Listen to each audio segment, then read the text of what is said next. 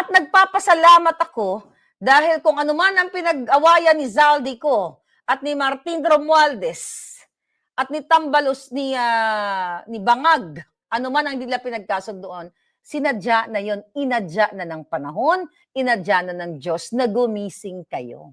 Ano pa ang pwedeng sabihin ni Maharlika? Ano pang expose ang gusto nyo? Polboron. Ulit-ulitin na lang natin, pangawat, lahat ang mga maleta inilabas na. Paano naman magkakaroon ng maleta si Zaldico dito?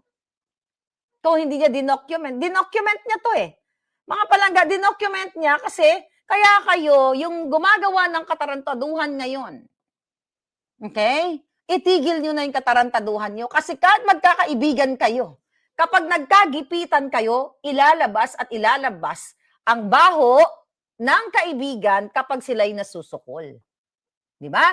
Katulad ng pag-iyak-iyak ni Bernardo kahapon dahil inisplok niya si Angara, si Grace po, si Estrada, na kaibigan na daw niya for 10 years, pero kailangan niyang sabihin na siya ay nakipagsabuatan para dyan sa mga flood control na yan. Nakita ninyo? Para wala kayong problema sa buhay ninyo, katulad ni Zaldico, pumayat siya. Sabi ko, pag nasa bingid ka na ng kamatayan ng buhay mo, wala nang halaga ang mga material. Wala na yan, Zaldico, ang halaga ng mga Hermes. Yan ang sinabi ko dati sa vlog ko na from top to bottom, mula tsinelas, di ba? Ganun kayo. Ganun ang pamilya niyo. Wala namang problema kung pinaghirapan niyo yung pera. Pero ngayon, umamin ka na nag-conspire ka kay Martin Tambalos II, kay Pangandaman, kay Bersamin, Adrian Bersamin, sa Bangag. So kahit na malinis pa yung pera mo, hindi mo matatanggal sa isipan ng tao na ninakaw mo kasi nakipag-conspire ka.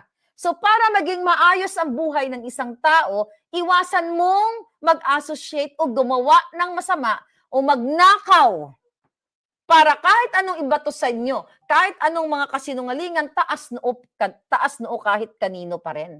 'Di ba? Kasi alam mo sa sarili mo hindi ka nagnakaw. Pero inamin mo na eh.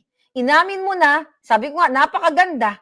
Dahil inamin mo na, nagbigay ka ng 25 billion pesos sa Bangag administration. Now, you compare the 125 million na dinidikdik si Inday Sara.